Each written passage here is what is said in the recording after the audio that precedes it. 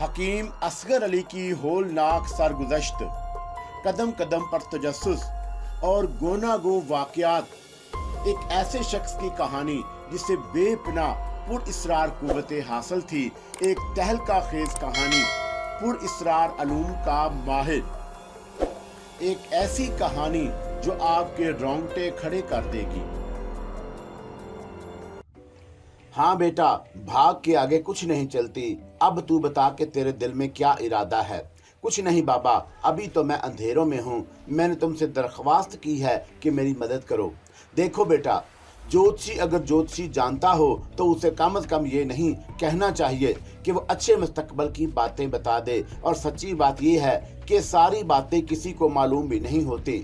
छोटे मोटे वाक़यात होते रहते हैं और सितारे उनकी निशानदही जरूर करते हैं। लेकिन अगर कोई ये कहे कि सितारों की मदद से वो आने वाले वक्त के मुताबिक सब कुछ बता देगा तो ये बेवकूफ़ी की बात है। कभी भी ऐसा नहीं करना चाहिए। अभी तुझे कुछ नहीं बता सकता। हाँ, तेरे आगे रास्ते जो अभी मेरे सामने खुले हुए हैं और जिस हद तक खुले हुए हैं उनके बारे में तुझे बताने में कोई हर्ज नहीं है। ठीक है बाबा, फिर उन्हीं के बारे में बता दीजिए। मैंने पूरन सिंह से कहा और पूरन सिंह सोच में डूब गया। फिर कहने लगा, तू यहाँ से काली बेड़ी चला जा, रास्ता किसी से भी पूछ सकता है। वैसे भी यहाँ से सीधा रास्ता है, थोड़ा सा पैदल तो चलना पड़ेगा तुझे, लेकिन बहरहाल तू वहाँ पहुँच जाएगा। और सुन, काली बेड़ी में मुसलमान बनकर दाखिल होना, वहां अपने आप को शंकर बताने की जरूरत नहीं है। और अब बेहतर ये होगा कि तू अपने नाम के साथ ये नाम हटा ले। जो भी तेरा नाम है उसे अगर तू इस्तेमाल नहीं करना चाहता तो ना कर, मुझे कोई एतराज नहीं। लेकिन कम से कम तू अपने धर्म से हटकर बात मत करना। हाँ, आने वाला समय अगर तुझे इसके लिए मजबूर कर दे तो दूसरी बात है, लेकिन वो वक्त की बात है। हालात के तहत अगर ऐसा हो जाए तो कोई हर्ज नहीं है। काली बेड़ी के बारे में मैं तुझे बताऊं, अच्छी खासी आबादी है वहाँ की, लेकिन बिखरी हुई। देवी देवताओं के मंदिर वगैरह बहुत हैं वहाँ पर। और जो कुछ मैंने तुम्हें उन मंदिरों के बारे में बताया है उनमें काल का मंदिर भी शामिल है। तू समझ ही चुका होगा। तुझे एक बात बड़ी दिलचस्प महसूस होगी, वो ये कि पूरी काली बेड़ी में सिर्फ एक मुसलमान का मकान है। उसका नाम फतेह खान है। फतेह खान पठान है और उस इलाके का जिम्मेदार है। बाप दादा की जमीन है और बड़े क्रूफर से उसने अब तक की जिंदगी गुजारी है। हुकूमत में भी उसके ताल्लुकात हैं जिसकी वजह से कोई भी उसे नुकसान नहीं पहुंचा सकता। वैसे भी वो बहुत शानदार आदमी है और बड़ी इज्जत रखता है उन इलाकों में। ये दूसरी बात है कि वहाँ के मुतअस्सब हिंदू उससे बड़ी नफरत करते हैं। पता नहीं फतेह खान के पास ऐसी कौन सी कुव्वत है जिसकी वजह से कोई आज तक उसे नुकसान नहीं पहुंचा सका। मैं फतेह खान से अच्छी तरह वाकिफ हूँ, वो मेरा भी दोस्त है। खुद इतना मुतअस्सब आदमी नहीं है, लेकिन उससे जो मुतअस्सब हो और तअस्सुब की बातें करे उससे वो दुश्मनी भी रखता है। अगर तू फतेह खान के घर चला जाएगा तो वहां तुझे एक बेहतर इज्जत और बेहतर मकाम मिलेगा। और मैं तुझे ये मशवरा देता हूँ कि तू उसके यहाँ चले जाना। वो जगह वो तेरे लिए बड़ी कार आमद हो सकती है। और हाँ, तुझे बहुत कुछ मिल सकेगा। हालात जिस तरह भी हों और जैसे भी पेश आए तो उनमें अपने आप को जम कर लेना। लेकिन तुझे एक झूठ बोलना पड़ेगा। कैसा झूठ? मैंने सवाल किया। मैं तुझे एक चीज देता हूँ, ठहर जा, पूरन सिंह ने कहा और अपनी झोली से एक छोटी सी मूर्ति निकालकर मेरे हाथ में थपा दी। ये बंदर की मूर्ति थी और गालबन लकड़ी की बनी हुई थी। अजीबोगरीब भद्दी सी शक्ल की थी। मैंने उसे गौर से देखते हुए कहा, ये क्या है बाबा? ये मेरा निशान है, तुम्हारा निशान। ये एक निशान है, तो इसे लेकर फतेह खान के पास जाना और उससे और कुछ मत कहना। उसे बस ये निशान दे देना। वो इसे देखेगा और तेरा नाम अमीर खान कहकर पुकारेगा। तो इस नाम की तरदीद मत करना, बल्कि इस बात का एतराफ कर लेना कि तेरा नाम अमीर खान है। बाकी बातों के बारे में वो तुझसे कुछ नहीं पूछेगा। बस अमीर खान की हैसियत से तू वहां रहेगा, क्योंकि अमीर खान के बारे में सब कुछ जानता है। लेकिन ये भी जानता है कि अमीर खान अपने बारे में कुछ नहीं जानता, सवाए इसके कि उसका नाम अमीर खान है। चुनाचा वो तुझसे कोई बात नहीं करेगा। हाँ, अगर वो तुझसे कोई सवाल करे कि तू कहाँ से आया तो कह देना दिल्ली से आया हूँ। मगर बाबा पूरन सिंह, इससे क्या होगा? इससे ये होगा कि फतेह खान तुझे अपने यहाँ एक मुअज़्ज़ज़ हैसियत देगा और इस तरह तुझे उसकी औलाद की सी हैसियत हासिल हो जाएगी। चुनाचा मैंने थोड़ी सी रदो कदा के बाद पूरन सिंह की अमानत कबूल कर ली और उनसे कहा कि ठीक है, मैं काली बेड़ी चला जाऊंगा। पूरन सिंह महाराज हंसने लगे। थोड़ी देर तक मुझसे मजीद गुफ्तगू करते रहे, फिर उसके बाद उठते हुए बोले, अच्छा बच्चा, अब तू आराम कर, मैं चलता हूँ। अरे आप कहाँ जाएंगे बाबा पूरन सिंह? बेटा ये सवाल बेकार है, मुझे खुद नहीं मालूम मैं कहाँ जाऊंगा। तो फिर कम से कम रात तो यहीं गुजार दें। अरे हम दीवानों की रात क्या और दिन क्या, बस मन मौजी हैं, जहां चाहा रात गुजारी, जहां चाहा दिन गुजार लिया। अब इतने ही समय में तेरे साथ बैठ सकता था, अब और मुमकिन नहीं है। तो आप जा रहे हैं? हाँ बच्चा, भगवान तुझे सुखी रखे, बाबा पूरन सिंह ने कहा और उठकर एक तरफ चल पड़े। मैं उनसे तमाम बातें कर चुका था और वो किसी तौर रुकने के लिए तैयार नहीं थे। फिर उन्हें रोकना भी बेकार ही था। क्या फायदा? वो जब निगाहों से उजल हो गए तो मैं बंदर की उस मूर्ति को देखने लगा। आखिर ऐसी क्या खास बात है उस मूर्ति में? बाबा पूरन सिंह से तो मैंने पूछा ही नहीं कि आखिर ये निशान उनके पास कहां से आया। बहरतौर सारी बातें पूछना भी मुनासिब नहीं था। सारी बातें ऐसी नहीं होती जो बताई जा सकें। फिर अगर कोई आदमी बिला वजह हमदर्दी कर रहा है तो क्या हर्ज है? वैसे बाबा पूरन सिंह मेरे दिल में बहुत बड़ी हसीयत हासिल कर चुके थे। कम से कम उन्होंने मुझे मेरे बारे में सब कुछ बताया था। चुनाचा जब मैं दूसरे दिन सोकर उठा तो दिल में सोचा कि बहुत पहले कुछ थोड़ा बहुत खाने का बंदोबस्त कर लूं और उसके बाद कुछ दूसरा काम सोचूं। काली बेड़ी जाने का इरादा अब मेरे दिल में मजबूत हो चुका था। चुनाचा वहां से चल पड़ा। जमीन पर सोने से कपड़े वगैरह गिर्द आलूद हो गए थे, बाल बिखरे हुए थे, लेकिन अब मुझे इन तमाम चीजों की कोई परवाह नहीं थी। जो लिबास पहने हुए था गनीमत था और फौरी तौर पर किसी लिबास की जरूरत नहीं थी। हाँ, ये दूसरी बात है कि फतेह खान के पास पहुंचने के बाद मुझे लिबास तब्दील करना पड़े, लेकिन ये उस वक्त की बात है। देखता हूं पूरन सिंह कहां तक दुरुस्त है और फतेह खान मेरे साथ किस तरह पेश आता है। बाजार में पहुंचा, एक हलवाई की दुकान से हलवा पूरी लेकर नाश्ता किया और पेट भरने के बाद वहां से आगे बढ़ गया।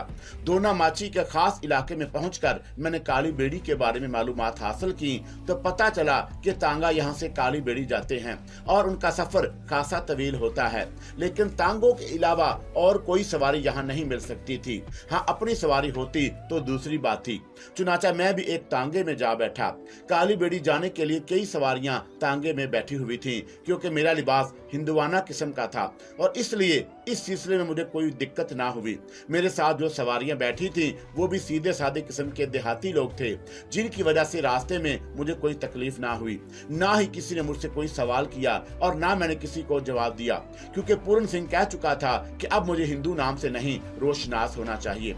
इस तरह मुझे दिक्कतें पेश आ सकती हैं और इसकी तमाम तरह हदायतों पर अमल करने के लिए पूरी तरह खुद को तैयार कर चुका था। काली बेड़ी तक का सफर वाकई बड़ा तवील साबित हुआ। घोड़ा बेचारा बुरी तरह थक गया होगा। मुझे इस मजलूम जानवर पर रहम आ रहा था, लेकिन ये तो उसका रोजमर्रा का मामूल था। कोचवान बदस्तूर उसे चाबक रसीद करता हुआ यहाँ तक पहुँचा था। थोड़ी देर के बाद काली बेड़ी का इलाका हमें नजर आ गया। तांगा बस्ती में दाखिल हो गया। कच्ची पक्की सड़कें थी, पक्की सड़कों का नाम भी नहीं था।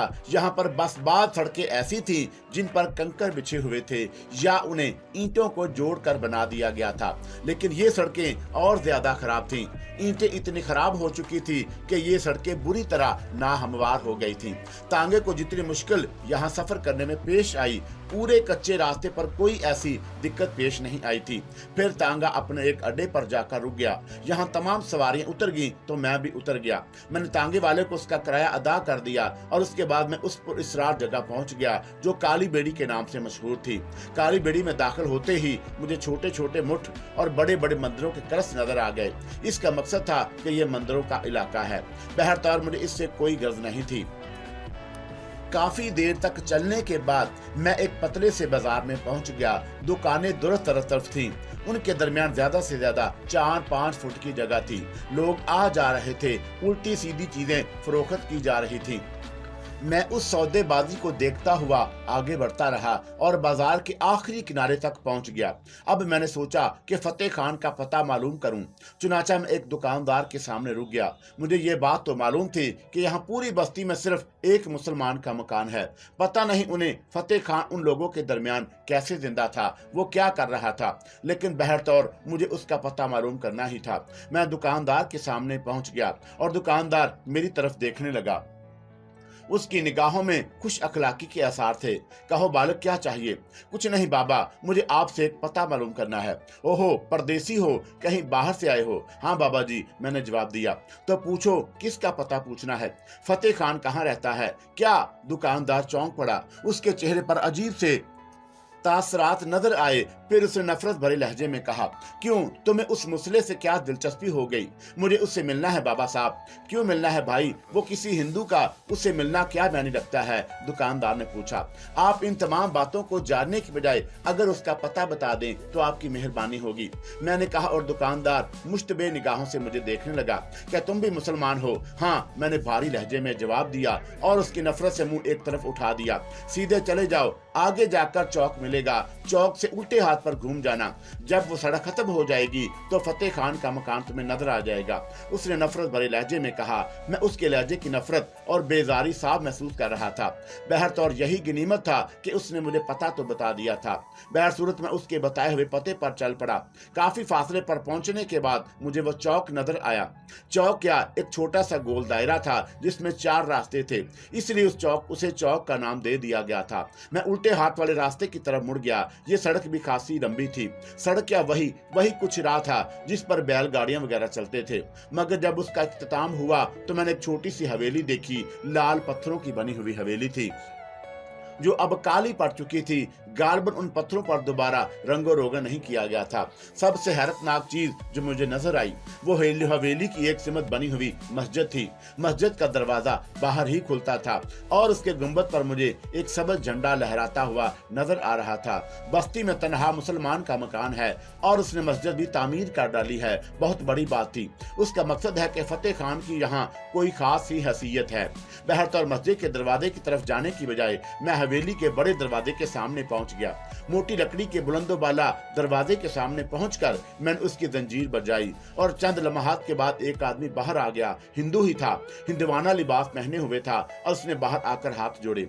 जय जाम राम जी महाराज, किससे मिलना है? फतेह खान से, मैंने जवाब दिया। क्या काम है? ये मैं उसी को बताऊंगा, मैं भारी लहजे में बोला। वो पीछे हट गया। तो फिर चले आओ हमारे साथ। तअज्जुब की बात थी कि फतेह खान ने अपने मुलाजिम भी हिंदू ही रखे हुए थे।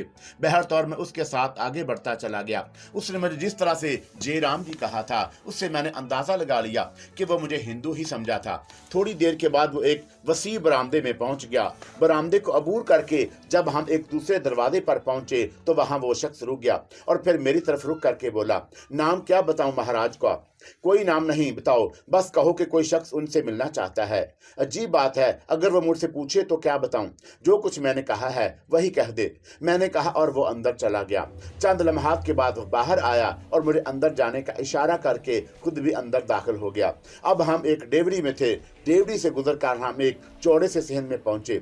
सहन के इख्तिताम पर बहुत से कमरे बने हुए थे और सामने एक चबूतरा था और चबूतरे पर एक बहुत बड़ा तख्त बिछा हुआ था। तख्त पर एक कवि शक्ल जवान बैठा हुआ था। ये गालबन फतेह खान था। उसके लिबास और चेहरे मेहरे से यही अंदाजा होता था। चेहरे पर दाढ़ी भी थी। उसका ठले का आदमी था कि उसे देखकर हैरत हुई थी। वो खामोश निगाहों से मुझे घूरता रहा। मुझे उसके चेहरे पर कोई खास बात महसूस नहीं हुई।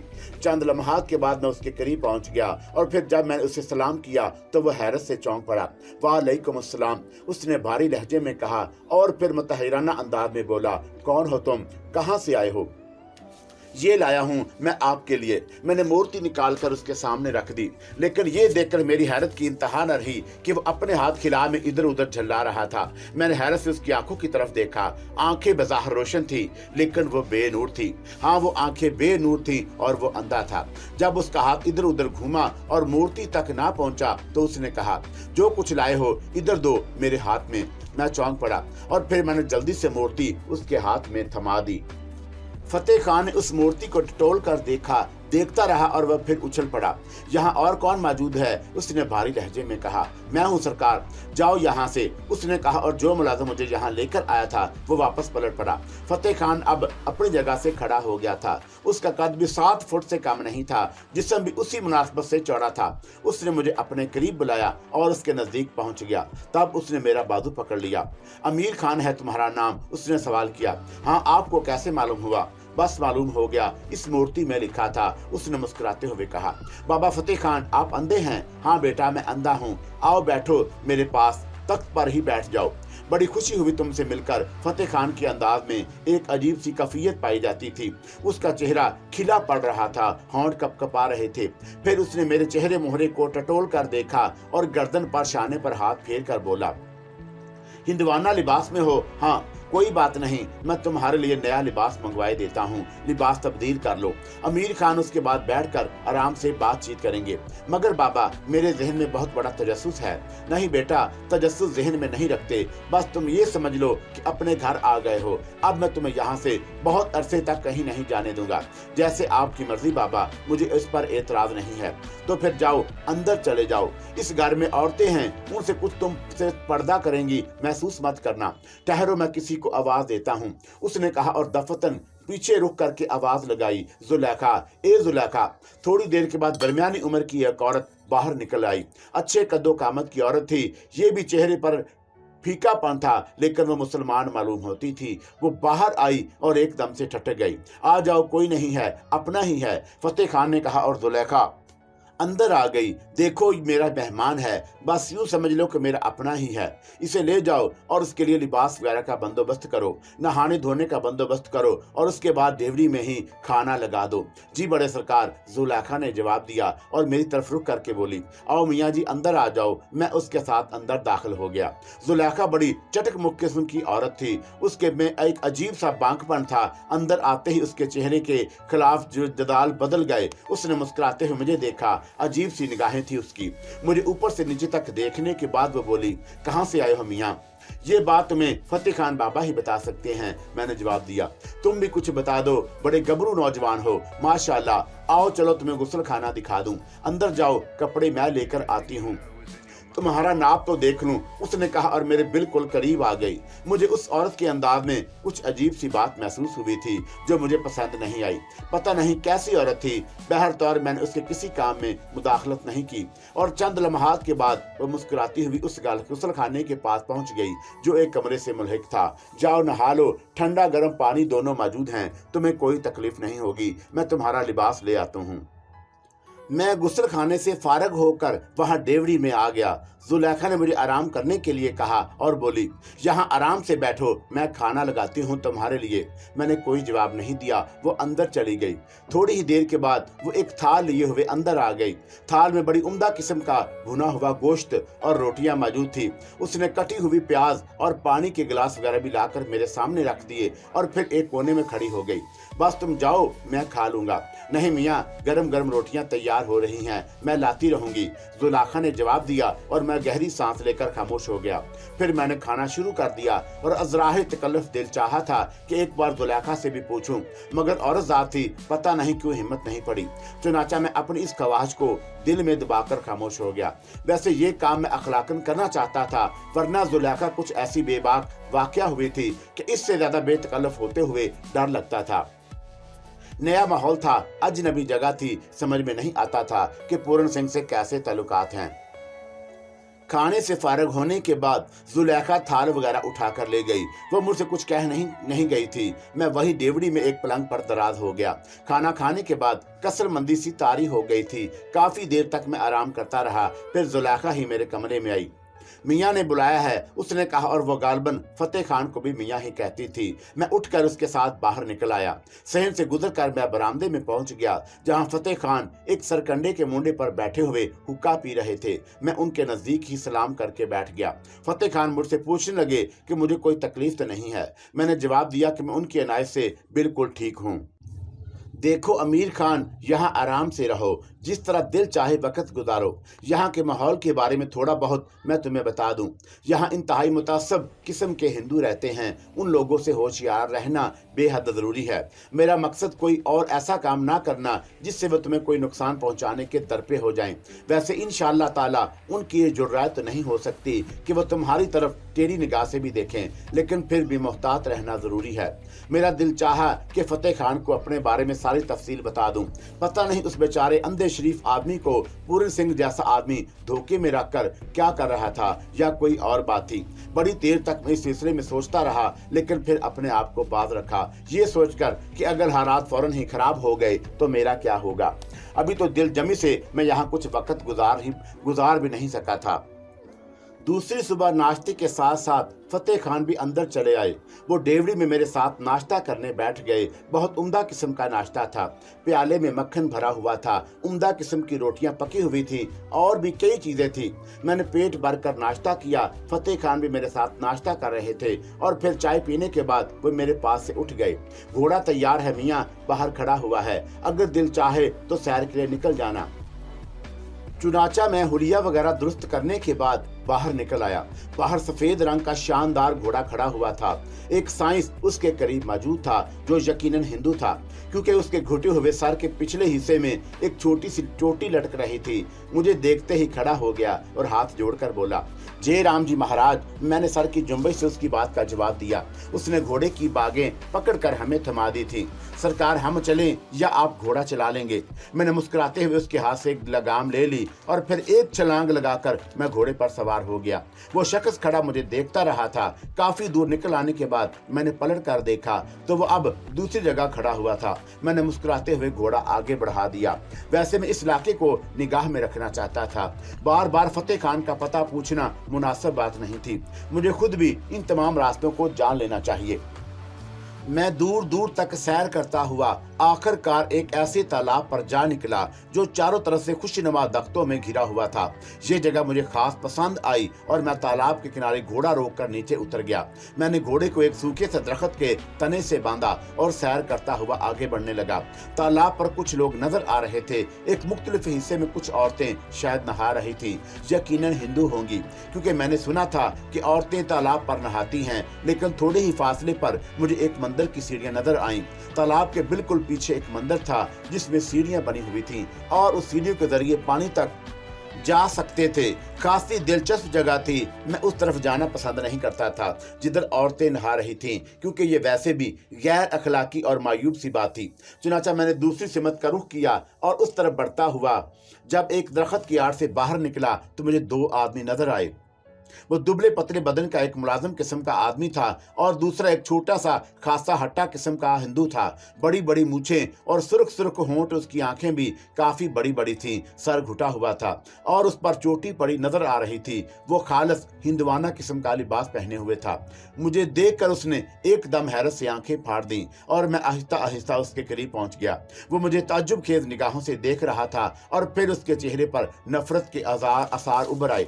ओ कृपा, अरे ओ कृपा, इसने अजीब से लहजे में अपने मुलाजिम को आवाज दी और मुलाजिम जल्दी से दौड़कर उसके करीब पहुंच गया। क्या बात है पंडित जी, देख रे देख, मेरी आंखें जो कुछ देख रही हैं तू भी देख। पंडित जी ने कृपा से कहा, जो शायद उनका मुलाजम था, लेकिन ये मुलाजम भी अच्छी खासी शक्ल सूरत का मालिक था और शक्ल सूरत से खालसन मुलाजम मालूम नहीं होता था।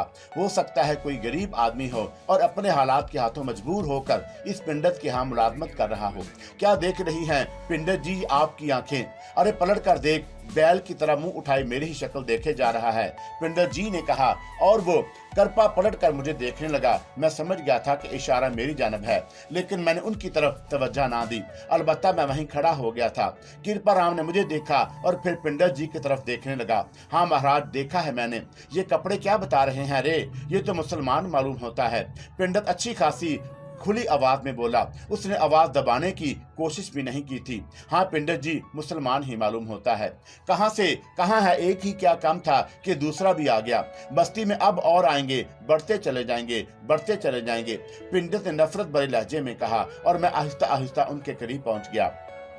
आप मेरे बारे में बातें कर रहे हैं पंडित जी? हाँ, और किसी के बारे में बातें कर रहा हूँ। कौन हो तुम? पंडित जी ने सवाल किया। क्यों आपको मेरा यहाँ आना नागवार गुजरा है? मेरी बात का जवाब दो, कौन हो तुम? अमीर खान है मेरा नाम। वाह, शक्लो सूरत से भी अमीर ही लगते हो, मगर अमीरों की गुंजाइश जरा कम है। आपका तारुफ कर सकता हूँ पंडित जी? मैंने भी किसी कदर तंजिया लहजा इख्तियार करते हुए कहा। मैंने महसूस किया था कि उसकी निगाहों में मेरे लिए नफरत है। बशन दास है मेरा नाम, पंडित बशन दास, और ये मेरा मुलाजिम कृपा राम है। खूब खूब, मैं अपना नाम का आपको बता ही चुका हूँ। मेरा नाम अमीर खान है। एक खान कम था कि दो हो गए। वंशदास ने नफरत भरे लहजे में कहा, तुम रहते कहाँ हो?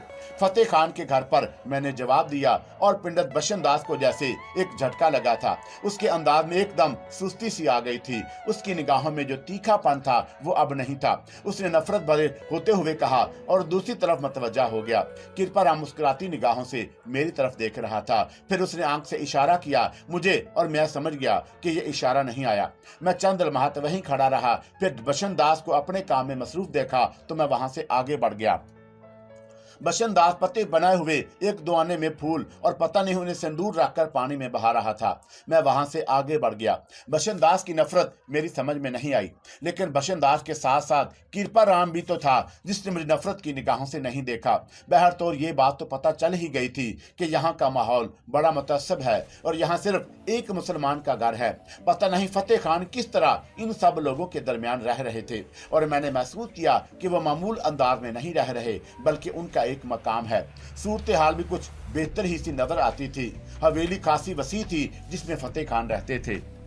बहरहाल मैं यहाँ के अजायबात देखता हुआ आगे बढ़ता रहा। एक मंदिर के सामने पहुंचकर मैंने घोड़ा रोक दिया। बहुत सारे लोग पूजा पाठ में मसरूफ थे। मुझे काल का मंदिर की तलाश थी जहाँ कामनी को जादू उतरवाने के लिए लाया जाने वाला था। पता नहीं क्यों जब भी उसकी सूरत मेरी निगाहों के सामने आती मेरे दिल पर एक अजीब सा असर होने लगता। हालांकि मैं उसे बिल्कुल बहन की माना समझता था, पर काश के अच्छे सलूक ने मुझे बहरतौर मुतासर किया था।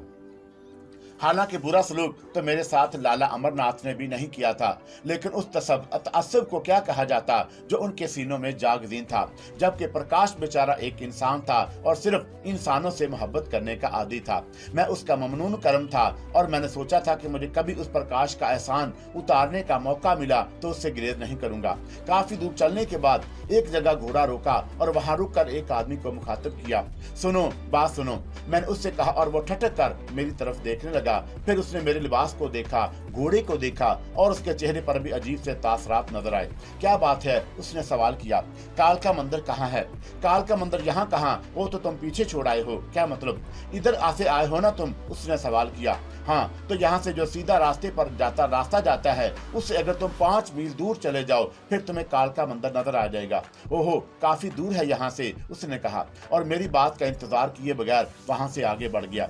यहाँ पर मौजूद लोगों का रवैया बिल्कुल भी अच्छा नहीं था। बहरतौर थोड़ी देर तक घूमते रहने के बाद मैं एक जगह सस्ताने के लिए बैठ गया जहाँ बड़े बड़े दरख्त झूल रहे थे। दरख्तों पर आम लगे हुए थे, लेकिन मैंने उनमें से किसी आम को तोड़ने की कोशिश नहीं की। ये नाजायज बात थी। थोड़ी देर के बाद एक माली उधर नजर आया। वो मुझे देखकर चौंका और फिर मेरे लिबास को देखकर संभल गया। कौन है महाराज आप? उसने किसी कदर नरम लहजे में पूछा था। अमीर खान है मेरा नाम, फतेह खान का मेहमान हूँ। ओहो, बड़े सरकार के मेहमान हैं आप, उसने एकदम मुअद्दब लहजे में कहा। तुम जानते हो फतेह खान को? ओ सरकार, जानते क्या हैं, ये बाग उन्हीं का है, हम तो नौकर हैं उन्हीं के। वाह, ये तो बड़ा अच्छा हुआ, मैं फतेह खान के यहाँ मेहमान आया हुआ हूँ। तो आइए सरकार, अंदर हमारी झोंपड़ी बनी हुई है, आइए कुछ जल पानी। नहीं, इसकी कोई जरूरत नहीं है, वैसे मैं तुम्हारी झोंपड़ी जरूर देखूंगा। अकेले रहते हो? जी सरकार। माली हैं ना यहीं रहते हो? और बीवी बच्चे कहाँ रहते हैं? बीवी बच्चे ही नहीं है सरकार, तो रहेंगे कहां से, हम पर ब्रह्मचारी हैं, उसने कहा, और मैंने गर्दन हिला दी। थोड़ी देर के बाद मैं उसकी झोंपड़ी के पास पहुंच गया। घोड़ा यहाँ मैंने एक जगह छोड़ दिया था और वो आराम से घास चढ़ रहा था। माली ने जल्दी से झोंपड़ी से चारपाई निकाली और उसको बाहर झाड़ झंकार के बने हुए अहाते में डाल दिया। यह एक दरख्त साया किए हुए था, बड़ी और अच्छी जगह थी, बड़ी खुशगवार हवा थी। मैं वहां बैठकर सुस्ताने लगा। माली मुझसे थोड़े फासले पर खड़ा हो गया था। क्या लाएं सरकार, आम खाएंगे? नहीं भाई, तुम्हारा बहुत बहुत शुक्रिया, फिर कभी खाऊंगा। हम घर पर पहुंचा देंगे सरकार, एक पेड़ के आम पकने वाले हैं। वैसे अभी मौसम शुरू नहीं हुआ, लेकिन इस पेड़ के आम हमेशा पहले से पक जाते हैं। बड़े सरकार के पास पहुंचाने थे ये आम भी, अभी 2-3 दिन के बाद तोड़ेंगे हम उन्हें, माली ने कहा। ठीक है, तो फिर कुछ और लाएं सरकार? नहीं भाई, बस तुमसे कुछ बातें करना चाहता हूँ। जरूर सरकार। माली मेरे और कुछ करीब आ गया। वो जमीन पर बैठा हुआ था और मैं चारपाई पर। हालांकि मुझे ये बात अच्छी नहीं लगी थी, लेकिन यहाँ का दस्तूर ही ऐसा था। उस दस्तूर से मुखालफत करना मुनासिब नहीं था, चुनाचे मैंने उस पर ज्यादा तवज्जो नहीं दी। माली बाबा, नाम क्या है तुम्हारा? सरन राम है सरकार। सरन राम, मैं तुमसे यहाँ के बारे में कुछ मालूमात हासिल करना चाहता हूँ। काली बेड़ी के बारे में सरकार। उसने सवाल किया। हाँ, मैं शहर से आया हूँ। काली बेड़ी के बारे में मैंने तो सुना तो बहुत कुछ था, मगर आया पहली बार हूँ। यहाँ के हालात मुझे बहुत अजीब से नजर आते हैं। पहली बात तो ये है कि तुम्हारे मालिक का एक ही मकान है इस पूरी बस्ती में, और चारों तरफ तुम्हारी जात के लोग रहते हैं। हाँ सरकार, मालिक उसी बस्ती के बहुत बड़े आदमी हैं, बहुत बड़े जिम्मेदार हैं, और आसपास के बहुत से रजवाड़ों से उनके ताल्लुकात हैं। वो इतनी बड़ी शख्सियत के मालिक हैं सरकार कि अगर कोई उनकी तरफ आंख उठाकर भी देखो तो हजारों आदमी काली भेड़ पर चढ़ बनेंगे और यहाँ कत्ले आम हो जाएगा। ओहो, उनका ताल्लुक किसी खास राजा से है? राजा तो नहीं सरकार, बस हिंदू रियासतें हैं कुछ जो मालिक पर जान निछावर करती हैं।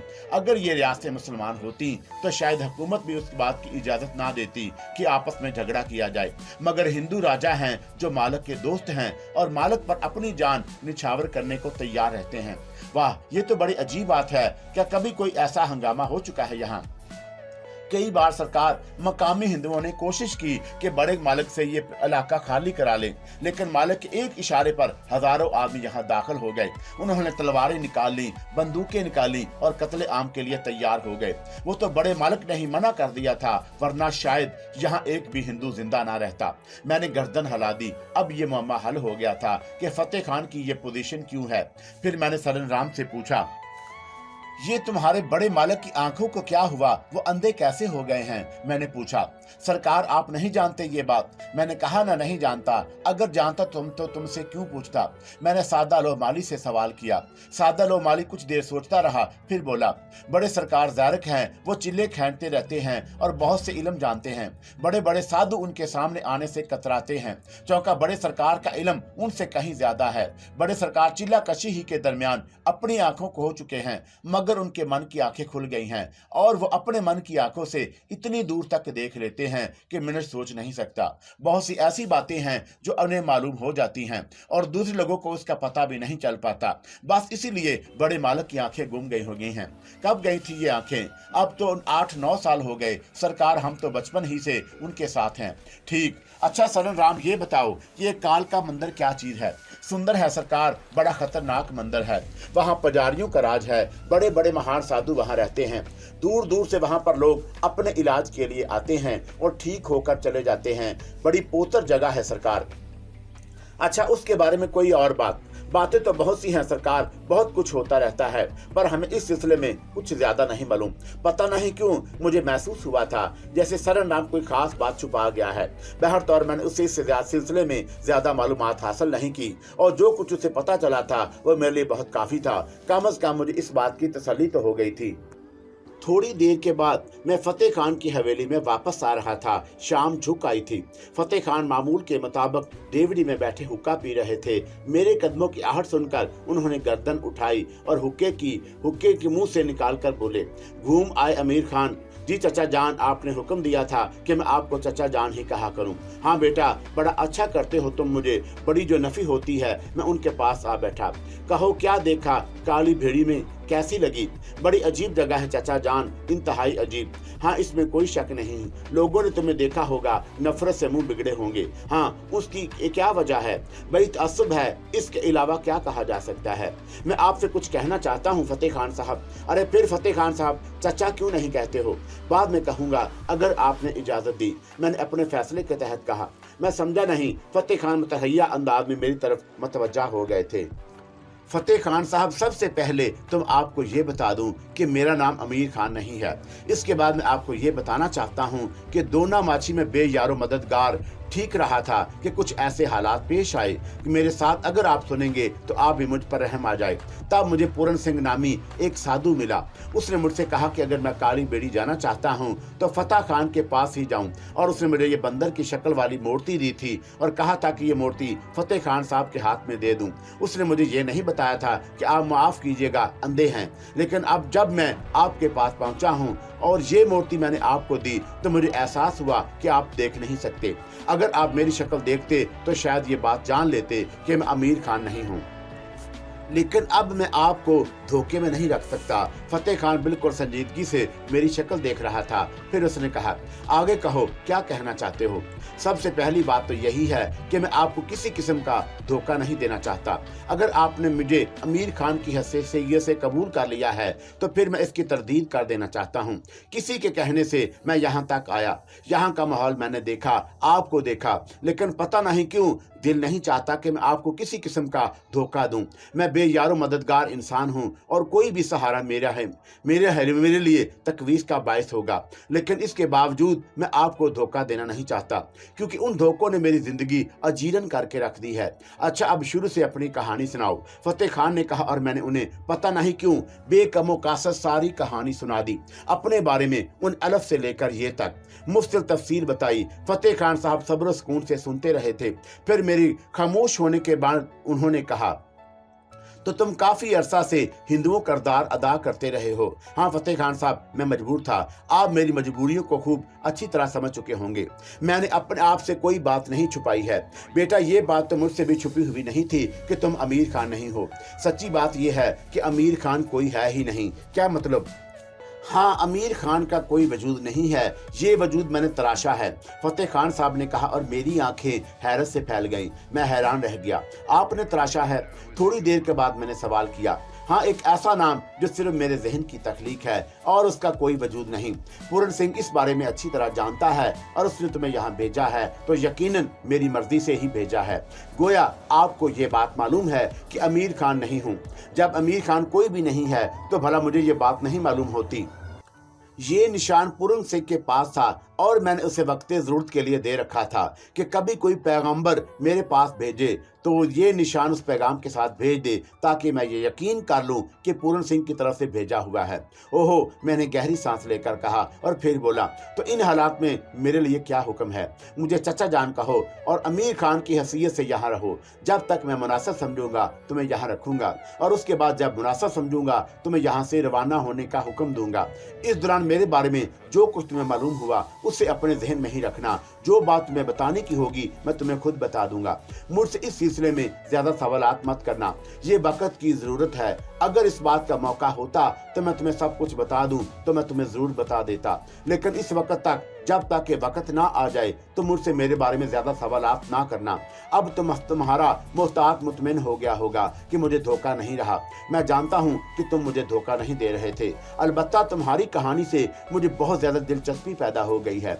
बिलाशुबा तुम ऐसे जवान हो जिसे साथ रखकर इंसान अपना फरीदा इंसानियत अदा करता है। बाकी रहा तुम्हारे इंतकाम का मसला तो बेटे पूरन सिंह ने तुम्हें कुछ और ही बताया होगा। क्या चाचा जान? मैंने सवाल किया। यही कि उसने बताया होगा कि यहाँ रहकर तुम सब बहुत सारी कुव्वतें हासिल कर लोगे, ऐसी कुव्वतें जो तुम्हें बहुत से ताकतवर लोगों से ज्यादा बुलंदो बाला बना देंगी। देखो अमीर खान, मैं तुम्हें अमीर खान ही कहकर मुखातब करूंगा ताकि ये नाम तुम पर इस तरह रट जाए कि जब कोई तुम इस अमीर खान के नाम से पुकारे तो तुम्हें हैरत ना हो। तकदीर इंसान के लिए कुछ रास्ते मुतय्यन कर देती है। मैं ये नहीं कहता कि इंसान रोशन ज़मीर होता है, लेकिन खुदाए बुजुर्गो बरतर ने इस कायनात में इंसान के लिए हर चीज़ मस्कर कर दी है। उसने तमाम कायनात का इल्म इंसान को दिया है और तुम उसके नमूने देख रहे हो। इंसान हर चीज़ तस्खीर करता चला जा रहा है। चुनाचा कुछ अलूम ऐसे भी हैं, इंसान को वो बातें पता चल जाती हैं जिनके पता चलने से कुदरत के मामला में मुदाखलत नहीं होती।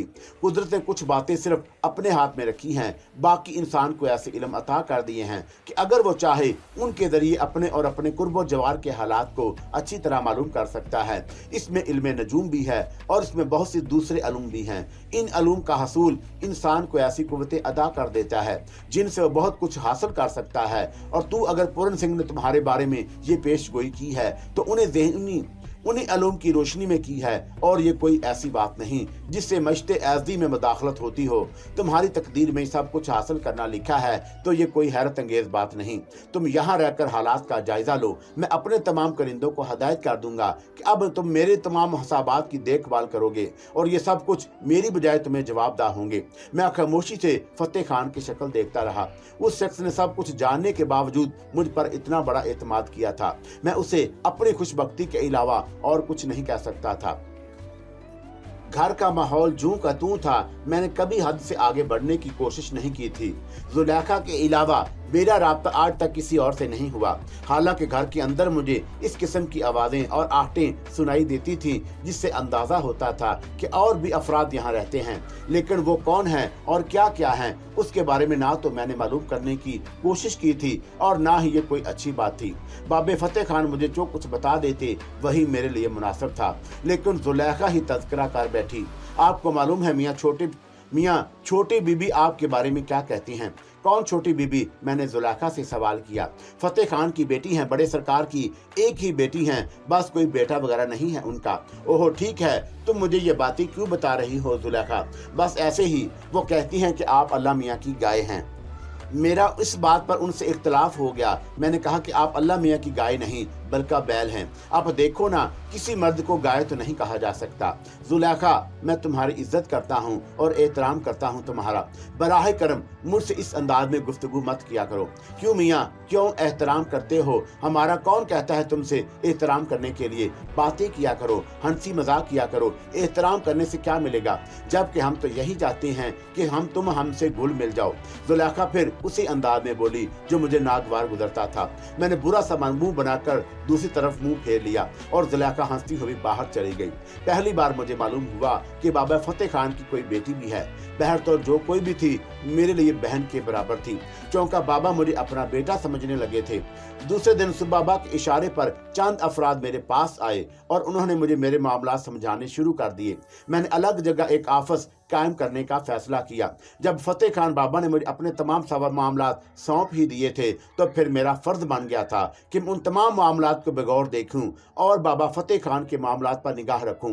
चुनाचा मेरी हदायत पर मेरे लिए फौरन ही एक दूर दराज हिस्से में ऑफिस बना दिया गया और मैंने दूसरे दिन से उस ऑफिस में अपना काम शुरू कर दिया। फतेह खान के पास जो हरकारे थे वो हिंदू ही थे, लेकिन दयानतदार थे और फतेह खान से तअस्सुब नहीं रखते थे। उन्होंने मेरे साथ भी भरपूर तावन किया। 2 आदमी मुझे ऐसे सुपुर्द किए गए जो यहाँ मेरे दफ्तर पर काम करने के लिए मौजूद थे और मेरे तमाम मामलात की निगरानी की जिम्मेदारी भी उनके सुपुर्द कर दी गई। चुनाचा मैंने उसी दिन से फतेह खान बाबा के कागजात की जांच पड़ताल शुरू कर दी। जमीनों वगैरह के बारे में तमाम तफसीलात मालूम करने में मुझे 2 दिन से ज्यादा नहीं लगे थे और मुझे पता चल गया कि बाबा फतेह खान के पास क्या क्या कुछ मौजूद है। फिर मुझे इल्म हुआ कि बाबा फतेह खान के एक हिस्से पर कुछ लोगों ने नाजायज कब्जा कर रखा है। बाबा खान उस तरफ तवज्जो नहीं दी थी, लेकिन अब उस तरफ तवज्जो देना मेरा फर्ज था। चुनाचा तीसरे दिन ही मैं घोड़े पर सवार होकर अपने 2 आदमियों के साथ उस हिस्से की तरफ चल पड़ा। वो दोनों आदमी मेरा उस हिस्से की जानब रहनुमाई कर रहे थे। हालांकि वो हिंदू थे, लेकिन बाबा फतेह खान से अकीदत रखते थे और दयानतदारी से उनकी नमक हलाली कर रहे थे। मैं उस जमीन पर पहुंच गया जहां कब्जा करने की इतला मुझे मिली थी। मैंने देखा था कि जमीन खाली पड़ी हुई है, कोई कब्जा वगैरह वहां नहीं है। हाँ, एक तरफ चूने से कुछ निशानात बने हुए थे। मैं पहुंच गया और वहां मैंने एक पंडित को देखा, बड़ी सी चोटी बदन पर गीरा लिबास पहने उन निशानात के पास बैठा हुआ था। वहां जाकर मैं घोड़े से उतर पड़ा और मैंने उससे पूछा कि वो यहाँ क्यों बैठा हुआ है। उसने मेरी तरफ हकारत भरी नजरों से देखा और बोला, कौन है तू और यहाँ क्यों आया है? मैं इस जमीन का मालिक हूँ, बाबे फतेह खान का भतीजा हूँ। तुम यहाँ क्यों बैठे हो और ये निशानात क्यों लगा रखा है तुमने? ये मंदिर का निशान है, ये काली देवी का मंदिर बन रहा है। उसने कहा, क्या तुम्हें मालूम है ये जमीन किसकी है? हमें नहीं मालूम, जमीन तो भगवान की होती है, बस और किसकी हो सकती है? पंडित ने बेरुखी से जवाब दिया, ठीक है जमीन भगवान की है, लेकिन भगवान ने भी जमीन की तकसीम कर दी है और ये इलाका फतेह खान का है। खबरदार यहाँ मंदिर वगैरह बनाने के बारे में कभी कोई बात ना करे, वरना मैं उसकी खाल उधेड़ दूंगा। अरे जा जा, आया बड़ा फतेह खान का भतीजा बनकर, उसने जवाब दिया और मैं उसकी तरफ बढ़ने लगा। पंडित ने मेरे तेवर खानख्वार देखे तो जल्दी से अपनी जगह से खड़ा हो गया। हे राम, क्या तू हमें मारेगा? क्या तू हम पर हाथ उठाएगा? भस्म हो जाएगा, सोच ले। पंडित दुर्गानाथ जी तुझे जैसा नहीं छोड़ेंगे। क्या तू समझता है कि दुर्गानाथ को? कौन है दुर्गानाथ? जो कुछ है तुझे पता चल जाएगा बहुत जल्द। तूने जो अपमान किया है मंदिर का, उसकी तुझे सजा भुगतनी होगी, समझा? पिंडत तेजी से एक तरफ चल पड़ा। मैं उसे देखता रहा था। फिर मैंने अपने साथियों से कहा, ये द्वारनाथ कौन है? एक बहुत बड़ा पुजारी है महाराज, एक मंदिर का पुजारी है, बड़ा ही खतरनाक आदमी है, बहुत जलाली है और बड़ा ज्ञान है उसके पास। यहाँ तो सारा इलाका ही ऐसे लोगों से भरा पड़ा है महाराज कि किसको किससे जंग करते फिरेंगे आप। लेकिन यहाँ मंदिर तामीर नहीं होगा, ये नाजायज है। वो तो है महाराज, पर मंदिर की तामीर कौन रोक सकेगा? मैं रोकूंगा, खून खराबा होगा महाराज। बात अगर धर्म की ना होती तो कोई बात नहीं थी। अगर यहाँ कोई किसान खेत उगा रहा होता तो हम उसका खेत उखाड़ कर फेंक सकते थे, मगर मंदिर को उखाड़ कर फेंकना बड़ा मुश्किल काम होगा। तुम लोग किस मर्ज की दवा हो महाराज, हम तो हुक्म के गुलाम हैं, आप जो हुक्म कहें हम उसके लिए तैयार हैं। मेरे एक साथी ने जवाब दिया, ठीक है, ये निशान यहाँ से मिटा दो। मैंने कहा, और वो दोनों हचकिचाकर एक दूसरे की शक्ल देखने लगे। मैंने तुमसे कहा ना, ये निशान यहाँ से मिटा दो, खोदो इस जमीन को, मैंने कहा, और वो दोनों नीचे उतर आए। थोड़ी देर के बाद वहां से वो चूने के निशानात साफ कर दिए गए थे जो मंदिर की तामीर के लिए लगाए गए थे। मैंने ये पहला कदम उठाया था और उस पर सख्ती से अमल दरामद करने का फैसला कर चुका था। निशानात वगैरह मिटाने के बाद मैं वहां से चल पड़ा। मैंने फैसला कर लिया था कि मैं इस जगह की निगरानी करूंगा और अगर यहाँ किसी किस्म की तामीर शुरू हुई तो उसे सख्ती से रोकूंगा। शाम को मैंने इस सिलसिले में फतेह बाबा से बात की और फतेह बाबा मेरी तमाम बातें सुनकर सोच में डूब गए। फिर उन्होंने मुझसे कहा, तुम फिक्र मत करो, मैं कुछ आदमी को यहाँ बुलवाए लेता हूँ, वो तुम्हारे साथ ही रहेंगे और हमारे काम के सिलसिले में मुआवन साबित होंगे। मैंने कोई जवाब नहीं दिया। फतेह बाबा से ये बात सुनकर मैं मुतमिन हो गया था। दूसरे दिन सुबह अपने दफ्तर में आकर बैठा ही था कि एक आदमी के आने की इतला मिली और मैंने उसे अंदर बुला लिया। मैं उसकी शक्ल देखकर पहचान गया, बशन दास का मुलाजिम करपा राम था। ओ आओ करपा राम, मैंने उसके उस नाम से मुखातब किया तो वह हैरान होकर मेरी शक्ल देखने लगा। फिर बोला, महाराज, आपको मेरा नाम कैसे मालूम हुआ? तुम यहाँ क्यों आए हो कृपा राम? एक इतला लेकर आए हैं सरकार, पर आप हमें पहले ये बता दीजिए कि आपको हमारा नाम कैसे मालूम हुआ? कृपा राम, मैंने तुम्हें बशन दास के साथ देखा था, बशन दास ने तुम्हें उसी नाम से मुखातब किया था। आपका कहा ठीक है महाराज, हम बशन दास के ही सेवक हैं, पर महाराज एक इतला देने आए हैं आपको, इसलिए कि हमने फतेह खान का नमक भी चखा है। बाबा फतेह खान ने हमारे ऊपर एक एहसान किया था। बहुत दिन की बात है सरकार, हम बड़े परेशान थे। हमने नई शादी की थी और हमारी धर्म पत्नी एक बड़े आदमी की बेटी थी। बाबा फतेह खान ने हमारी शादी उससे कराई थी। हम बड़े ही परेशान थे इसके लिए। उस वक्त से हम बाबा फतेह खान के नमकख्वार हैं। खैर कोई बात नहीं है, कहो कृपा राम क्या बात है? पंडित द्वारका नाथ जी बशदास से मिले थे। बशदास यहाँ के मुतअस्सब हिंदुओं में से एक हैं। महाराज, हिंदू हम भी हैं, पर हम ये नहीं करते जो दूसरे लोग करते हैं। दोनों में मस्कूट हुए हैं महाराज और आपके खिलाफ कुछ करने का इरादा रखते हैं। मुमकिन है पंडित द्वारका नाथ आपसे खुद ही मिले। ठीक है, अगर मुझसे मिले तो मैं देख लूंगा। महाराज, वो बड़ा खटोर आदमी है, बड़ा ही नटखट है, काले इल्म उसके पास हैं और उसकी शक्ति महान है। ठीक है कृपा राम, तुमने मुझे इतला दी, तुम्हारा शुक्रिया। और मैं तुम्हारी क्या खिदमत कर सकता हूँ? अगर कर सकते हो महाराज तो फिर एक काम कर दीजिए हमारा। हाँ हाँ कहो। हम बशन दास के बहुत परेशान हैं। कहने को तो वो ब्राह्मण हैं, मगर मन का बड़ा ही काला है। महाराज, अब आपसे क्या कहें, हमारी धर्मपत्नी के पीछे पड़ा हुआ है। वो हम बड़े ही परेशान रहते हैं। उससे हमारी धर्मपत्नी भी परेशान है। कई बार वो उसे वर्गलाने की कोशिश कर चुका है, मगर हमारा धर्म पत्नी उसे नहीं मुंह लगाती। हमें खतरा है कि कहीं वो हमारे साथ ज्यादती ना करे। अगर ये बात है कृपा राम, तो तुम पुलिस से राब्ता क्यों नहीं करते? पुलिस? कृपा राम ने नफरत भरे लहजे में कहा। फिर बोला, पुलिस क्या कर सकती है महाराज? इस इलाके में पुलिस है तो सही, मगर कुछ करती नहीं, सिवाय इसके कि अपने उन दोस्तों की मदद करे जो उसे पैसा खिलाते हैं। अच्छा ठीक है कृपा राम, मैं देखूंगा मैं तुम्हारे लिए क्या कर सकता हूँ। महाराज, हम इसलिए नहीं आए थे, हमें तो आपको इत्तला देनी थी कि कोई गड़बड़ ना हो जाए। आप जरा ख्याल रखें। तुम फिक्र मत करो, मैं सारे मामला दुरुस्त कर लूंगा, ये मैंने जवाब दिया। कृपा राम के जाने के बाद मैं गहरी सोच में डूब गया।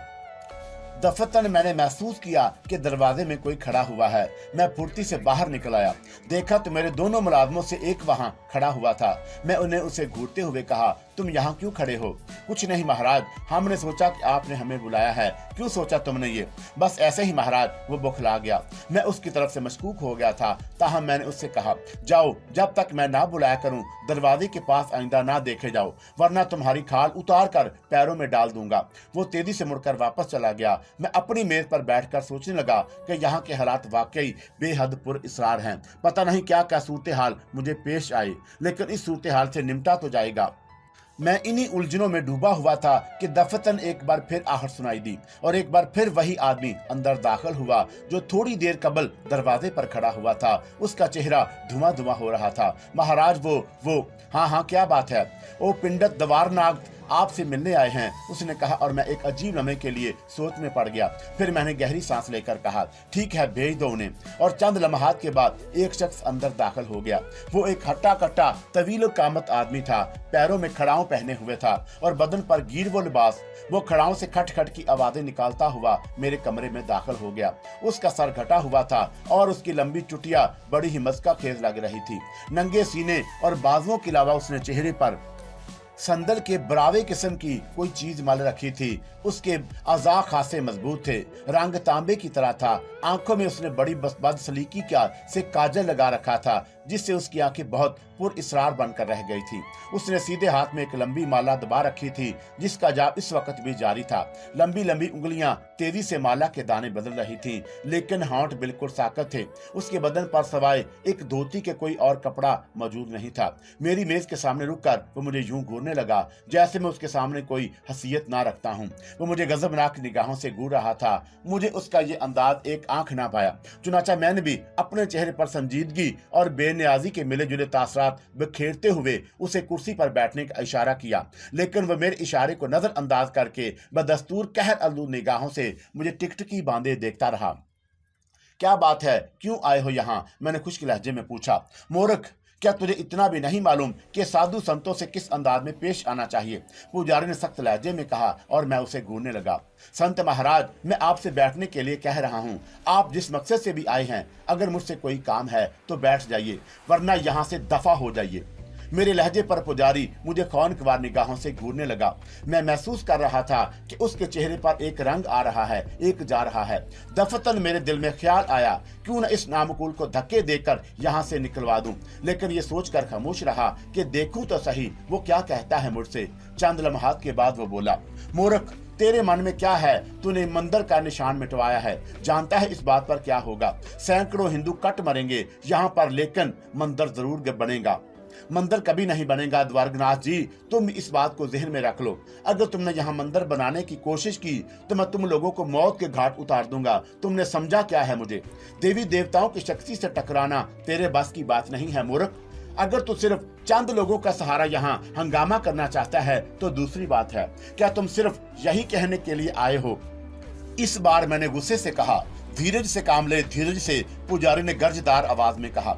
मैं तुझे सिर्फ इतना बताने आया हूँ कि तूने मंदिर की तामीर रोक कर जो बुराई की है उससे बाज आ जा, नहीं तो देवी देवताओं की शक्ति तुझे कभी चैन ना लेने देगी। मैं तुझसे आखिरी दफा कह चुका हूं कि पुजारी जी, महाराज को मंदिर फतेह खान की जमीन पर तामीर नहीं हो सकेगा और तुम इसमें नाकाम रहोगे। नादान छोकरे, तो तेरी ये मजाल कि अब तू देवताओं को भी ललकार रहा है। अपराधी, मैं तुझे यहाँ कोई दान लेने नहीं आया। मैं चाहता हूँ कि तू इस जमीन की कीमत हमसे ले ले। हम जमीन की कीमत अदा करेंगे, हालांकि ये इससे पहले कभी नहीं हुआ। मंदिर की तामीर के लिए कभी किसी ने कीमत अदा नहीं की, लेकिन हम तेरी कीमत अदा करेंगे। वो जमीन किसी कीमत पर फरोख्त नहीं हो सकती। तुम वहां से हटकर कहीं और मंदिर तामीर कर लो, मुझे एतराज नहीं होगा। उसने पुरख्याल अंदाज में गर्दन हिलाते हुए कहा, इसका मतलब है कि तू कुछ किए बगैर बात नहीं आएगा। पुजारी जी, मुझे जो कुछ आपसे कहना था वो कह चुका हूँ। रहा मामला कुछ करने का तो मैं उसके लिए हर वक्त तैयार हूँ। जब आपका दिल चाहे कुछ करने के लिए यहाँ आ जाइए। मैंने भी इसका इंतजाम कर लिया है। कृपाराम यहाँ क्यों आया था? पुजारी ने एक ऐसा सवाल किया जिसने मुझे चौंकने पर मजबूर कर दिया। कौन कृपाराम? वही बशन दास का दास है। वो तेरे पास क्या करने के लिए आया है? ये सवाल करने का हक तुम्हें नहीं है। तो फिर ठीक है, मंदिर का मामला तो पीछे गया, उसके लिए तू जो फैसला होगा देखा जाएगा। लेकिन बशन दास के आदमी कृपाराम ने यहाँ आकर जो कुछ कहा है उसके लिए उसे भुगतना होगा। तू क्या समझता है कि उसकी धर्म पत्नी बशन दास से बच सकेगी? वाह पुजारी जी, आप तो साधु सिनत हैं। आपको इन कामों से क्या दिलचस्पी हो सकती है? आप बुराई का साथ दे रहे हैं। मैं जानता हूं कि मैं बुराई का साथ दे रहा हूं या भलाई का, लेकिन तू सोच ले, तू जिसकी मदद करेगा वो यहां कभी आराम और सुकून से नहीं रह सकेगा। इस बात को नोट कर ले, मैं जा रहा हूँ, उसने कहा और मुझे सुर्ख सुर्ख आंखों से घूरता हुआ तेजी से पलटा और लंबे लंबे डग भरता हुआ मुंह ही मुंह में कुछ बढ़ाता हुआ तेजी से बाहर निकल गया। उसके जाने के बाद भी मैं उसके पीछे लपकता हुआ बाहर बरामदे में आ गया और इस वक्त तक नफरत भरे अंदाज में उसे घूरता रहा जब तक वो बड़े फाटक से बाहर नहीं चला गया। मुझे यकीन था कि पुजारी की आमद कोई वजह जरूर होगी। मुमकिन है वो शख्स जो हमारी बात सुन रहा था उनका मुखबर हो।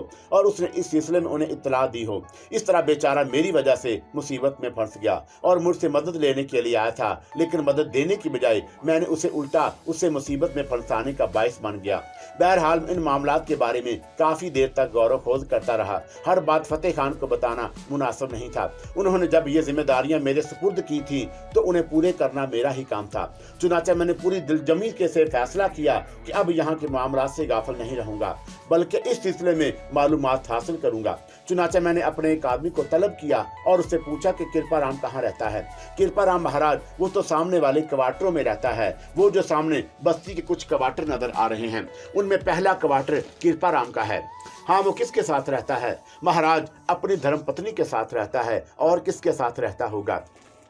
बच्चे वगैरह भी हैं उसके? मैंने पूछा। नहीं, बच्चे वगैरह नहीं हैं उसके, वो सिर्फ अपनी धर्मपत्नी के साथ रहता है।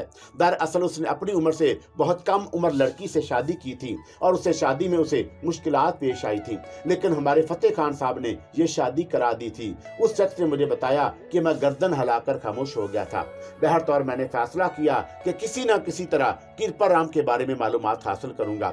उस बेचारे को मेरी वजह से कहीं किसी परेशानी का शिकार ना होना पड़े। मैंने ये बात तो मालूम कर ली थी कि बशनदास और वर्गानाथ का गठजोड़ बेनाब। बहरतौर मैं शाम को अपनी जगह से निकला। अंधेरा चारों तरफ फैल चुका था और मकानों में चिराग जलने नजर आ रहे थे। मैं थोड़ी देर तक इधर उधर टहलता रहा। बहरहाल मैं कृपाराम के मकान के दरवाजे पर पहुंच गया और अंदर की सुन गुन लेता रहा। ना जाने क्यों मेरा दिल तेज तेज धड़क रहा था। मेरी छठी हिस्स किसी अनजाने खतरे का एहसास दिला रही थी। कुछ सोचकर जब मैंने कृपाराम को 2-4 आवाजें दी और कोई जवाब नहीं मिला तो मेरी तशवीश में और इजाफा हो गया। मैंने कुछ वक्फे के बाद दोबारा आवाजें दी और दरवाजे पर दस्तक ही दी, लेकिन इस बार भी कोई जवाब नहीं मिला। तो वही सूरत हो सकती है, या तो कृपाराम और उसकी बीवी बेखबर सो रहे हैं या फिर उन्हें कोई हादसा पेश आ गया है। अगर ये किसी मुसलमान का घर होता तो फिर मैं शायद इतनी देर इंतजार ना करता, लेकिन किसी हिंदू के मकान में रात के वक्त बिला इजाजत जाने में मुझे झिझक महसूस हुई। इसलिए खुदा जाने मकीन किस हालत में हूँ। वैसे भी ये इलाका खालस हिंदुओं का घर था, मुसलमान तो यहाँ मौजूद ही नहीं था। बहरतौर इस 1.5 मिनट में 10 मिनट और गुजर गए। फिर मैंने एहतियातन दरवाजे को एक बार और पीटा और फिर जब जवाब ना पाकर दबे पांव अंदर दाखिल हो गया। क्वार्टर में इस वक्त घुप अंधेरा फैला हुआ था। हाथ को हाथ सुझाई नहीं दे रहा था। मेरा शक यकीन में बदल गया कि कृपाराम को कोई हादसा पेश आया, वरना वो क्वार्टर का दरवाजा खुला छोड़कर अंदर अंधेरे घुप ना करता।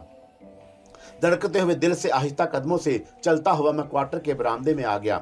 कमरों में भी किसी किस्म की कोई आहट सुनाई नहीं दे रही थी। मैंने रिवाल्वर हाथ में लिया, उसके दस्ते पर अपनी गिरफ्त मजबूत की और फिर दूसरे हाथ से जेब से माचिस निकालकर जलाने लगा। मैं माचिस जलाकर आगे बढ़ने लगा और उसके कमरे के दरवाजे से अंदर दाखिल हो गया। माचिस की सुलगती हुई रोशनी में मेरी निगाहों ने एक ऐसा मंजर देखा कि इस वक्त मेरी जगह कोई और भी होता तो चौंके बगैर ना रहता। मेरी नजर कृपाराम पर पड़ी, जो सामने नंगे फर्श पर चारों शाने चित पड़ा हुआ था। उसकी आंखें अपने हलकों से बाहर निकली हुई नजर आ रही थी। पूरा बदन अकड़ा हुआ था, लेकिन वो चीज जिसने मुझसे नडर आदमी को भी एक लम्हे के लिए दहशत अदा कर दिया, वो कृपाराम का बदन था जो खून से लथपथ था। उसकी आंतें बाहर निकली पड़ी थी। फर्श पर दूर दूर तक खून बिखरा हुआ था। एक लम्हे के लिए मेरे आसाब कशीदा हो गए। मैं इस रूह फरसा मंजर को देख रहा था। फिर मुझे उसकी बीवी का ख्याल आया, ना जाने उस बेचारी पर क्या बीती हो। चुनाचा मैंने दोबारा माचिस की तीली जलाई और दूसरे कमरे की जानब लपका। उसके बाद मैंने क्वार्टर का कोना कोना छान मारा, लेकिन कृपाराम की बीवी का कोई पता नहीं था। कृपाराम के अलावा उस क्वार्टर में और कोई नहीं था। मैंने उस कमरे को भी अच्छी तरह देख डाला, लेकिन मुझे ऐसा खंजर या ऐसा हथियार वगैरह नहीं मिल सका जिससे मुझे पता चलता कि उसके जरिए कृपाराम को कत्ल किया गया है। अभी मैं खड़ा ये सब कुछ सोच ही रहा था कि दफतन बाहर से मुझे बहुत से लोगों के बोलने की आवाजें सुनाई दी। उसके साथ साथ ही बाहर गैर मामूली रोशनी भी मुझे नजर आई।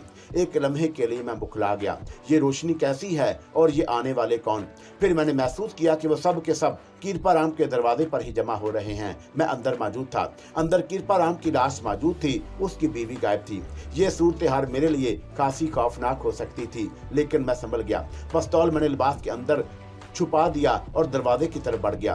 दरवाजे पर मैंने 15-20 आदमियों को देखा। वो सब हाथों में मछलियां लिए खड़े थे। उनमें एक दुबले पतले का बदन का आदमी जो सिर्फ सफेद धोती बांधे हुए था और कुर्ता पहने हुए था, उसके हाथ में मशल थी। वो देखो कृपाराम के क्वार्टर में कौन है, उसने कहा, और 2-3 आदमी अंदर घुस आए। लेकिन उनके दरवाजे पर कदम रखते ही मैं आगे बढ़ गया और फिर मैंने डपड़ कर कहा, पीछे हटो। मेरी आवाज कुछ ऐसी कड़कदार थी कि वह लोग बेइख्तियार पीछे हट गए। तब मैं बाहर निकल आया और उन सबको देखने लगा। फिर मैंने उसके आगे वाले आदमी से, जो दुबले पतले बदन का मालिक था, पूछा, कौन हो तुम, यहाँ क्यों आए हो? हमें पंडित द्वारकानाथ जी ने एक खबर दी है कि हम सब पूजा पाठ के लिए गए थे कि द्वारकानाथ जी ने एकदम चीख कर कहा कि बस्ती में खून हो गया है, कृपाराम को मार डाला गया। पंडित द्वारकानाथ जी बहुत बड़े महान साधु हैं और जो कुछ वो कहते हैं गलत नहीं होता। उन्होंने कहा कि जल्दी से दौड़ जाएं और कातिल को गिरफ्तार कर लें। हूँ तो द्वारकानाथ ने तुम्हें भेजा है। हाँ, अब तुम बताओ तुम कौन हो और यहाँ क्या कर रहे हो? उस शख्स ने पूछा। मैं तुम्हारा बाप हूँ और अपनी मर्जी से यहाँ आया हूँ। अब तुम यहाँ से भाग जाओ। नहीं महाराज, हम कृपाराम से मिले बगैर यहाँ से नहीं जाएंगे। तो फिर अंदर जाकर देख लो, कृपाराम की लाश पड़ी हुई है। लाश? वो सब बीक वक्त चीख पड़े। उस शख्स ने अपने साथियों की तरफ मुड़कर कहा, देखो भाई, सच कहा था महाराज ने, पकड़ लो कातिल को, यही कातिल है। चंद लोग शोर मचाते हुए आगे बढ़े, लेकिन दूसरे लम्हे मैंने पिस्तौल निकाल लिया और उससे 2 हवाई फायर कर डाले। पिस्तौल के आगे भला कौन ठहर सकता था? वहां भगदड़ मच गई। लेकिन वो दुबला पतला आदमी वहीं खड़ा रहा और चीख चीख कर लोगों से कह रहा था, कमीनों, जान बचाकर भाग गए, एक आदमी का कत्ल हो गया, खून हो गया है हमारे साथी का और तुम भाग रहे हो। आओ गिरफ्तार कर लो, गिरफ्तार कर लो। इसे वो नडर आदमी मालूम होता था, क्योंकि पिस्तौल से फायर होने के बावजूद वो यहाँ से भागा नहीं था। मैं पिस्तौल हाथ में लिए उसके करीब पहुंच गया और उसका गिरेबान पकड़ते हुए कहा, तुम कौन हो और तुम्हारा नाम क्या है? हमारा नाम कुछ भी हो महाराज, पर अंदर कृपाराम को कत्ल किया गया है और हम जानते हैं कि आपने उसे क्यों मार डाला। उस शख्स ने अकेला होने के बावजूद बड़ी हिम्मत करके कहा, मैंने उसे कत्ल नहीं किया, उसका कत्ल तुम्हारे साधु महाराज ने ही किया है। हे राम राम, कैसी बातें करते हो? पंडित जी और कत्ल? अरे भाइयों, गजब हो गया। देखो तो सही, क्या अंधेरा हो रहा है यहाँ। यहाँ क्या अंधेरा हो रहा है? दौड़ो, पकड़ो, जल्दी करो, कहीं कातिल निकल ना जाए। मैंने एक उल्टा हाथ उस शख्स के मुंह पर रसीद किया। मेरा यह हाथ उसके लिए काफी था। वो ऊंधे मुंह जमीन पर गिर पड़ा। अब उसके रुकने की हिम्मत नहीं रही थी। मशल उसके हाथ से गिर चुकी थी। बहरतौर वो बुरी तरह उठकर वहां से भाग गया, लेकिन अब भी चीखता चिल्लाता भागा जा रहा था। अलबत्ता फायरिंग की आवाज सुनने के बाद किसी की हिम्मत नहीं हुई थी कि वो निकल कर बाहर आए और सूरत हाल का जायजा ले। मैं परेशान सा वापस चल पड़ा था। थोड़ी देर के बाद मैं फतेह खान की हवेली पहुंच गया। फतेह खान साहब डेवरी के बाहर खड़े इंतजार कर रहे थे। पता नहीं उन्हें इस बात का इल्म हो गया था या वो यूं ही बाहर निकल आए थे। वो मुझे खामोश से आते हुए महसूस करते रहे। उनके करीब पहुंचा तो शायद उन्होंने मेरे कदमों की चाल पहचान ली और फिर बारी लहजे में बोले, अमीर खान, ये तुम हो? हाँ फतेह खान बाबा, ये मैं ही हूँ। कहाँ गए थे बेटा इस वक्त? उन्होंने नरम लहजे में पूछा। इसका मकसद था कि उन्हें कोई बात मालूम नहीं है। एक अजीबोगरीब वाकया हो गया है फतेह खान साहब। मैंने सोचा कि कहाँ आपको परेशान करता फिरूं। क्या बात है मुझे बताओ, अंदर आ जाओ, उन्होंने कहा और मैं डेवड़ी में अंदर दाखिल हो गया। फिर मैंने पूछा, आप यहाँ क्यों खड़े थे? पहले तुम बताओ किन वाकयात से निमट कर आ रहे हो? और फिर मैंने शुरू से लेकर आखिर तक सारे वाकयात उन्हें सुना दिए। फतेह खान काफी देर तक खामोश रहे थे। फिर उन्होंने कहा, ठीक है, जो कुछ हुआ अच्छा हुआ, बुरा नहीं हुआ है। तुम फिक्र मत करो, हमारे आदमी अभी थोड़ी देर पहले यहाँ पहुंचे, वो सूरत हाल को संभाल लेंगे, कोई परेशानी की बात नहीं। वैसे मेरा ख्याल है किसी को थाने भिजवा दो। थाना यहाँ से 3 मील के फासले पर है। वहां से पुलिस को कम से कम कृपाराम की लाश के बारे में इत्तला मिलनी चाहिए। बेहतर है किसे रवाना कर दूं, जिसे आप कहें मैं उसे भेज दूं वहां।